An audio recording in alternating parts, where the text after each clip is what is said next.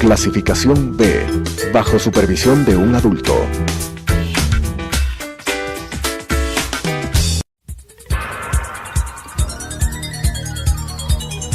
Las opiniones vertidas en este espacio por la producción y dirección del programa son de exclusiva responsabilidad de sus autores y de quienes intervienen en ellos.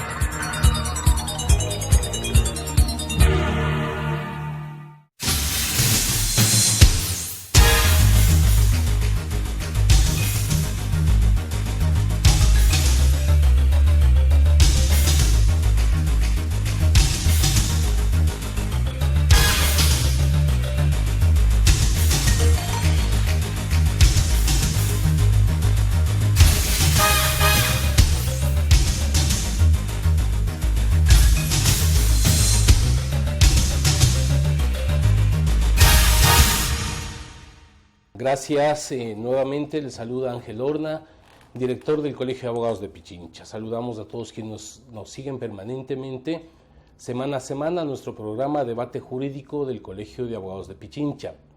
En esta ocasión vamos a tratar un tema de mucha importancia, como es la desviación de cursos causales, para lo cual, por supuesto, contamos con la presencia de dos excelentes maestros, abogados, conocedores del tema. Gracias al doctor Fausto Vázquez, catedrático de la Universidad Central, y por supuesto a nuestro presidente del Colegio de Abogados, el doctor Ramiro García Falconi. Vamos entonces a empezar contigo, Ramiro. Cuando estamos hablando de desviación de cursos causales, ¿a qué nos referimos? Buenas noches, Ángel. Saludos, Fausto. Saludos para todos los televidentes. Bueno, este es uno de los temas de mayor discusión dogmática y además más profunda, digamos, de los últimos tiempos. ¿Qué pasa cuando se produce un resultado posterior no esperado o no querido por quienes realizan una actividad delictiva o eventualmente una actividad lícita? Por ejemplo, si una persona roba a otra su sueldo y como producto de ese robo esa persona entra en depresión, por ejemplo, y se suicida, ¿puedo responsabilizarle al autor del robo de ese suicidio, sí o no? Y para esto, este es un tema bastante complejo, que además, respecto del cual se han, han formulado una serie de teorías, pero que topa otro asunto que desde la dogmática debe tratarse, y sobre todo acá en el Ecuador resulta fundamental, y es el de la imputación objetiva. Entonces, en líneas generales, dicho mal y rápido, la desviación de cursos causales se produce cuando la víctima o un tercero, o causas que no han sido contempladas y que no han sido previstas por los autores de un delito, genera un resultado que va más allá del resultado delictivo previsto inicialmente. Muchas gracias. Fausto, a ver si entonces tú nos ayudas. ¿Qué entendemos por imputación objetiva? Bien, ante todo, gracias por la invitación a mi querido amigo y colega Ramiro García. La imputación objetiva es uno de los temas que ha sido desarrollado de una manera muy amplia por la teoría de la imputación penal y finalmente por la dogmática, la doctrina que ha creado un sinnúmero de teorías para solucionar los problemas causales, es decir, lo que existe entre la mitad entre la acción y el resultado. La teoría de la imputación objetiva es un conjunto de pautas y criterios que está orientado a dotar de un significado a un hecho y a su vez permitir la imputación en el tipo objetivo. Es un requisito implícito en el tipo objetivo. Con la teoría de la imputación objetiva puede delimitarse la responsabilidad penal a partir de un resultado. La teoría de la imputación objetiva tiene sus antecedentes en la filosofía del derecho natural de Pufendorf, luego sigue en la filosofía idealista de Hegel. Hegel es quien plantea un concepto de acción. Este concepto de acción que plantea Hegel tenía por objeto determinar que frente a la multiplicidad de cursos causales, tan solo hay que imputarse aquel resultado que se reconoce como obra propia del autor. En 1930 aparece un gran tratadista publicando una gran obra, me refiero a Richard Honig, publica esa famosa obra Homenaje a Frank. Desde mi punto de vista, este es un criterio personal, considero que esa fórmula que plantea en 1930 Richard Honig, que se llama la perseguibilidad objetiva de la finalidad, va a considerarse como el pilar o va a reconocerse como el pilar para el desarrollo de otras teorías más adelante, como la teoría de la acción final de Belsel, por ejemplo. Esa teoría de la perseguibilidad objetiva de la finalidad quiere decir Richard Honey con esta teoría que hay cursos causales guiados por meras causalidades. Por tanto, todo lo que tiene que hacerse es eliminarse esos cursos causales, ¿verdad? Que están guiados por meras causalidades. Ahora, a partir de ahí propone un juicio de imputación autónomo, completamente separado al juicio de imputación causal. Ofrece un juicio de imputación objetiva, es decir, la doctrina dice que con esto, esa categoría de derecho natural de la causalidad viene a ser completada con una categoría normativa de imputación objetiva. Para ello, como sabemos quienes estamos dedicados al estudio de esta materia, pues él se basa en un ejemplo propuesto por Trager, otro de los grandes del derecho penal alemán. Este ejemplo muy recurrente por la doctrina, cuando se dice el tío que quiere heredar al sobrino rico, manda a pasar por un bosque poblado de árboles en medio de la tormenta con la esperanza de que muera alcanzado de un rayo. Bien, la teoría de la imputación objetiva, dichos en palabras más entendibles, nace para solucionar los problemas de los delitos de resultado. Una característica de los delitos de resultado es que a la realización de la conducta le sigue un resultado. Esto está guiado por el principio de causalidad. Y entre la acción y el resultado hay una relación de causalidad. Entonces el problema se plantea ahí, cuando quiero vincular el resultado hacia una conducta. Por eso se llama imputación objetiva. Y se llama imputación objetiva porque lo que se pretende es llenar de contenido al tipo objetivo. Ese gran aporte de la teoría del finalismo, del tipo, ¿no? Cuando hablamos del finalismo, a diferencia del causalismo.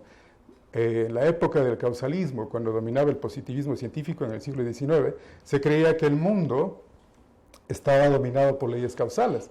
Entonces, el hombre estaba involucrado dentro de este mundo, de tal manera entonces que todos los resultados que podían alcanzarse con la conducta del ser humano también tenían que tener una vinculación causal. A partir de ahí se reconoce la relación de causalidad.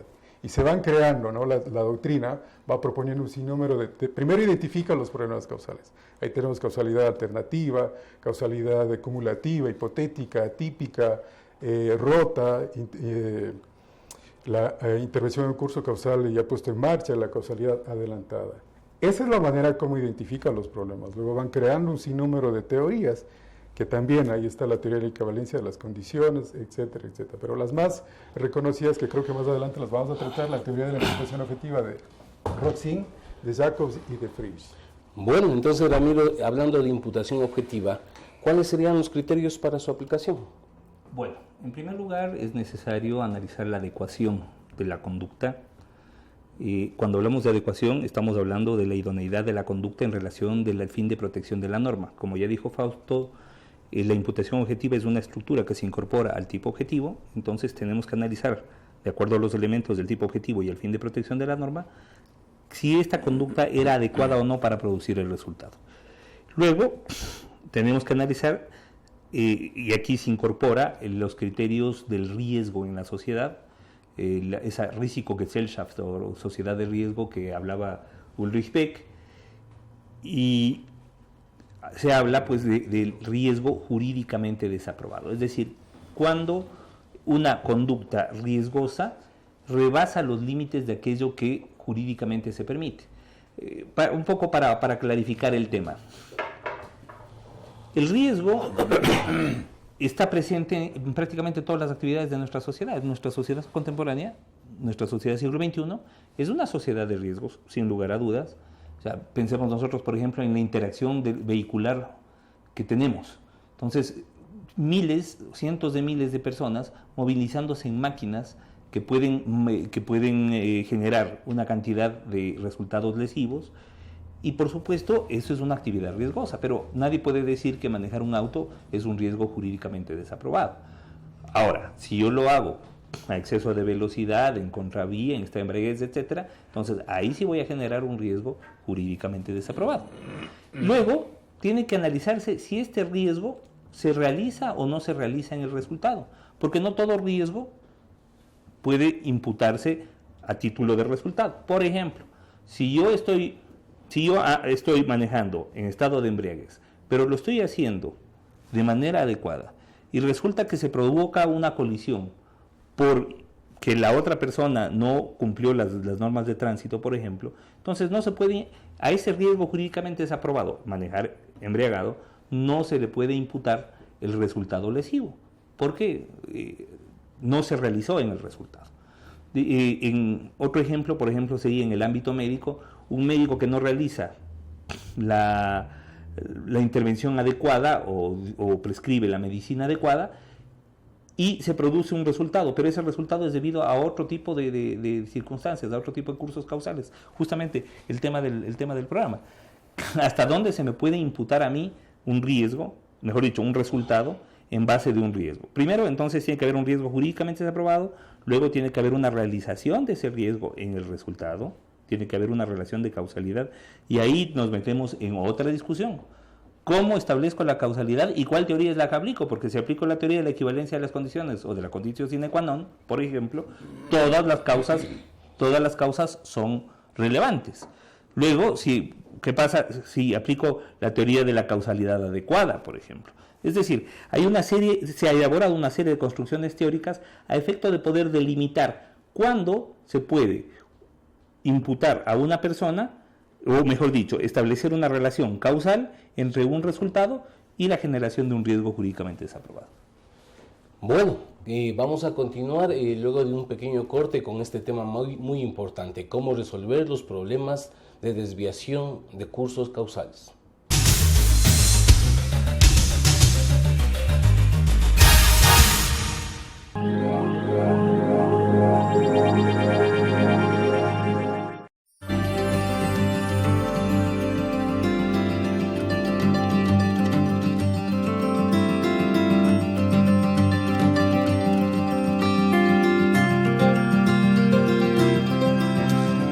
Queridos y queridas abogadas, para nosotros es un honor el poder invitarles al Colegio de Abogados de Pichincha a ser parte de este gremio que defiende tus derechos. Si ya eres parte del foro, te invitamos a que te afiles al Colegio de Abogados de Pichincha, una entidad que va a defender tus derechos, que te va además a dar la posibilidad de acceder a todo un sistema de formación permanente, a publicaciones sin costo o con costo preferencial, a 2 clubes sociales y sobre todo, insistimos, a un gremio que te representa. Tendrás que pagar nada más que $90 por los beneficios del año, ni un solo centavo por la inscripción. Si eres afiliado al Colegio de Abogados de Pichincha y durante un tiempo no has cumplido con tus obligaciones económicas con el gremio, no te preocupes. Tampoco tendrás que pagar un centavo por todo ese tiempo que has permanecido alejado. Simplemente ponerte al día en las cuotas de este año, es decir, $90. Te esperamos.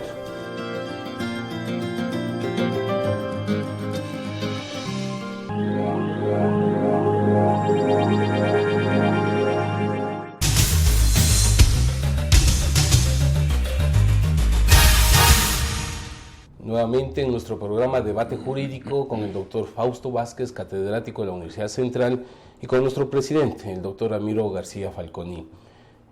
Doctor Vázquez, entonces, ¿cuál es el estado actual frente al tema de la discusión sobre la imputación objetiva? Bien, como lo dije en la primera parte de mi intervención, hay 3 grandes tratadistas del derecho penal que han propuesto sus criterios. Estos se llaman criterios objetivos. Criterios objetivos que propone Klaus Roxin, el profesor de la Universidad de Múnich. Luego el criterio objetivo que propone Günther Jacobs, ¿verdad? Y está también el criterio de Frisch. Bueno, el criterio de Frisch no ha sido muy conocido. Frisch no tiene muchos discípulos. De lo que yo conozco, tiene un discípulo en España, Ricardo Robles Planas, y otro en Chile, me parece. No así con Roxin y Jacobs. ¿Por qué digo esto? Porque sobre la base de estos discípulos, más o menos lo que pasaba con von List y Winding, ¿no? Cuando Winding escribía ese gran tratado de la norma, ¿no? Y no se dio a conocer, hasta ahora se aplica, pero no se dio a conocer, en cambio. ¿Por qué? Por ese carácter que tenía Winding, ¿no? Que era una persona muy impulsiva, ¿no? Con todos sus discípulos, y esto hacía que la gente se alejara, ¿no? Y ese conocimiento de él no tuvo mucho, no se conoció. Pero, concretamente, ¿cuál es el criterio que propone Roxin? Bien, Roxin propone una fórmula, como ya lo dijo Ramiro. La primera es la creación de los riesgos, el segundo es que el riesgo aparezca en el resultado, y el tercero es el ámbito de protección de la norma. Yo quisiera hacer una puntualización. Sí, no sé si lo puedo decir, hay una obra que publiqué hace unos 2 meses, Sí, por supuesto. que es el punto de inflexión de la imputación objetiva en el COIF. En esta obra yo aporto con un criterio personal, es una opinión mía respecto de este primer requisito, la creación del riesgo. Y quiero comenzar con un ejemplo para el televidente, para los colegas, para entrar en el razonamiento y la comprensión de este primer requisito, la creación de un riesgo jurídicamente desaprobado, y de paso respondiendo a la pregunta. ¿Cuándo existe un riesgo? ¿Cuándo se produce un riesgo jurídicamente desaprobado? Bueno, hay riesgos penalmente relevantes y hay riesgos penalmente irrelevantes. Los riesgos penalmente relevantes son aquellos que el legislador, a través de la norma, quiere prohibir, quiere evitar. Es decir, prohíbe conductas para evitar resultados lesivos para bienes jurídicos.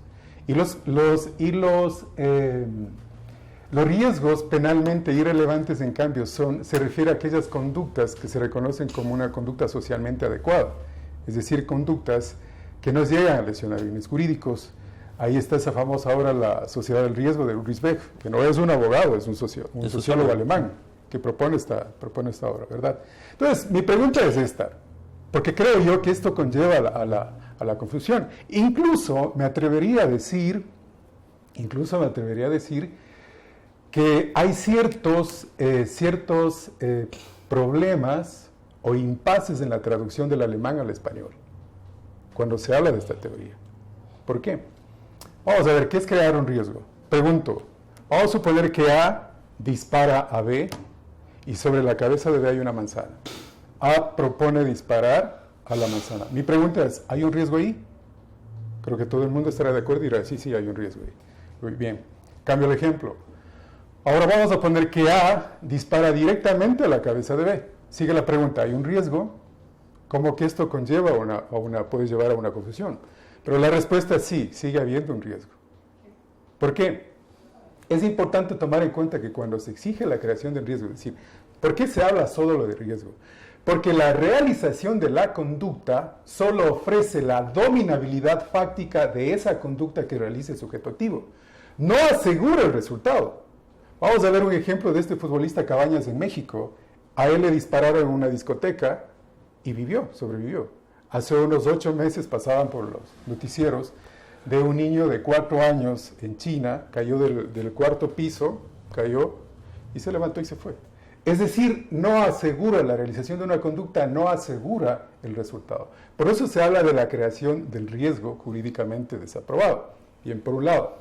Luego el segundo requisito es que el riesgo aparezca en el resultado.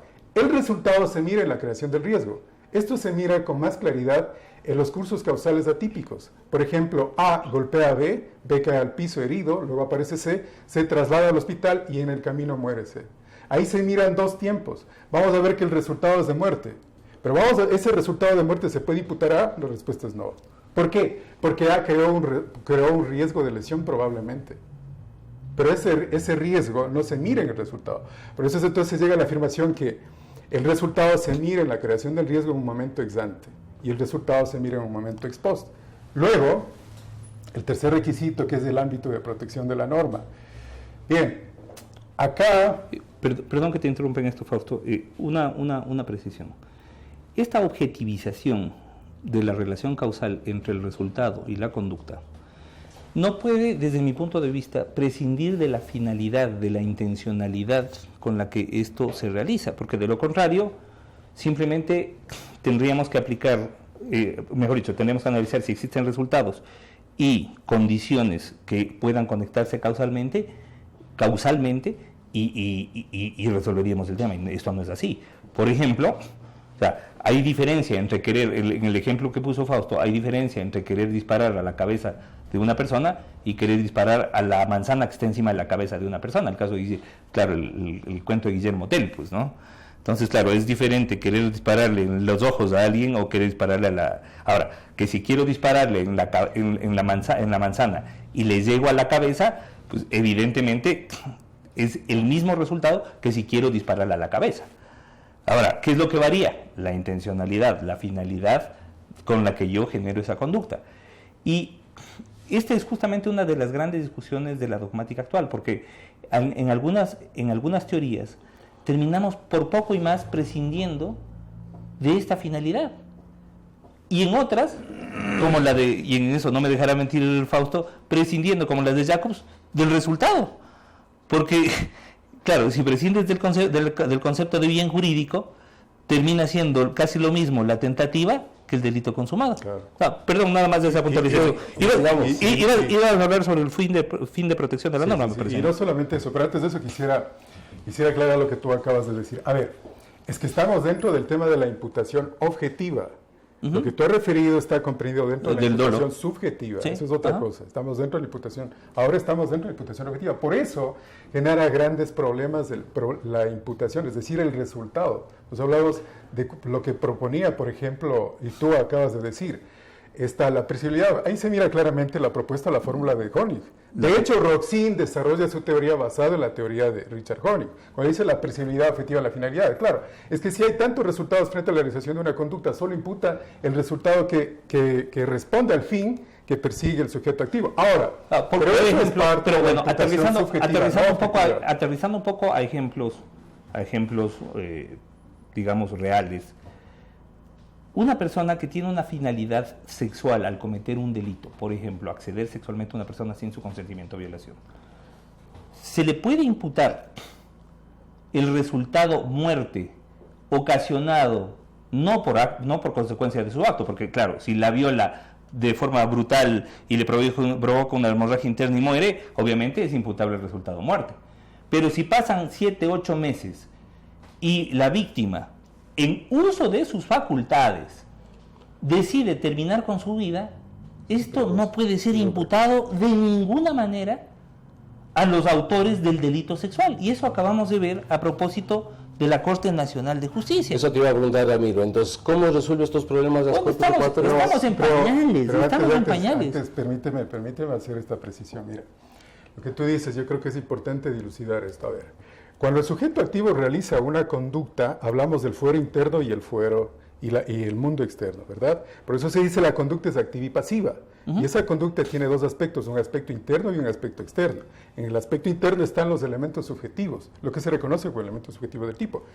Y en la parte externa, que tú bien lo sabes, está el aspecto objetivo. ¿Qué quiero decir con esto? Cuando se habla del tipo penal, la descripción del tipo, ¿qué es el tipo penal? La descripción de una conducta. Y si hemos dicho que la conducta tiene un aspecto externo y objetivo, por eso es que se reconoce el tipo objetivo y subjetivo. ¿Por qué? Porque el tipo penal gobierna la conducta, regula la conducta, y obviamente tiene que hacerlo en ese aspecto externo e interno. En el externo la parte objetiva y luego en el interno la parte subjetiva. ¿Pero a dónde voy con mi aclaración? Cuando la conducta va en una vía hacia la realización, sale del fuero interno, ¿verdad? Porque si no vamos al delito putativo. Pues. No, de acuerdo. Dentro del delito putativo, si yo estoy pensando centrándonos en el ejemplo, centrándonos un poquito en el ejemplo que acabo de poner. Si yo parto del delito putativo, parto internamente, realizo, y solo queda en mi idea, yo estoy pensando que estoy cometiendo un delito de violación, ¿verdad? Pero resulta que esa conducta no se subsume en el tipo objetivo, pues entonces ¿de qué estoy hablando? No, por eso mismo, a ver, centrémonos un poquito en el ejemplo. Y viceversa, cuando entro a analizar si una persona o dos personas acceden sexualmente a una tercera y le provocan lesión a un bien jurídico llamado libertad sexual, su capacidad de autodeterminarse sexualmente, puede imputarse eventos posteriores en los que ellos han tenido, en los cuales ellos no han tenido ninguna intervención, evidentemente no.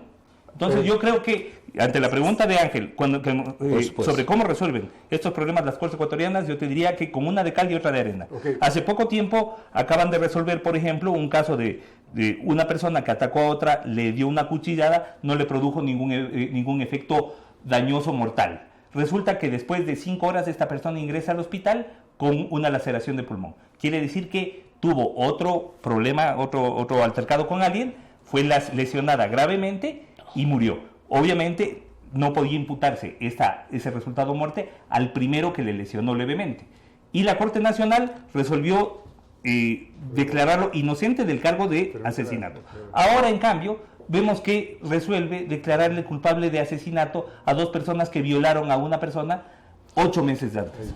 Este es un tema que da para un montón. Cortito. Bien, mira, ese es el tercer requisito, es decir, vamos a ver si los resultados están dentro del ámbito de protección de la norma. ¿Cuáles son los resultados que no están dentro del ámbito de protección de la norma? Vamos a partir rápidamente. En materia penal hay un principio de exclusiva protección de bienes jurídicos. Los bienes jurídicos se protegen a través de la creación del tipo penal. El tipo penal tiene un núcleo fuerte que es el verbo rector. Correcto, bien. Esa es la esfera de protección. Ok. Entonces, cuando dice, si yo disparo, ¿verdad? Y solo he herido, luego se muere por un accidente de tránsito, vamos a ver que ese resultado... Bueno, este es del segundo requisito que habíamos hablado. Para irme concretamente a la pregunta, para no alargarme.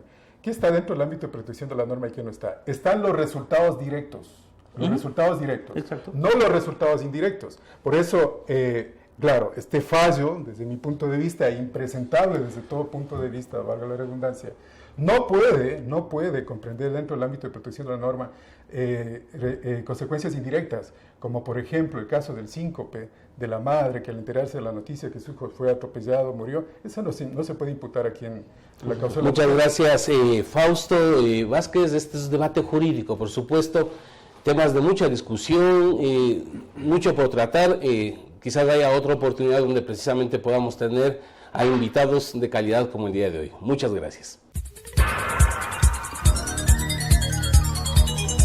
Las opiniones vertidas en este espacio por la producción y dirección del programa son de exclusiva responsabilidad de sus autores y de quienes intervienen en ellos.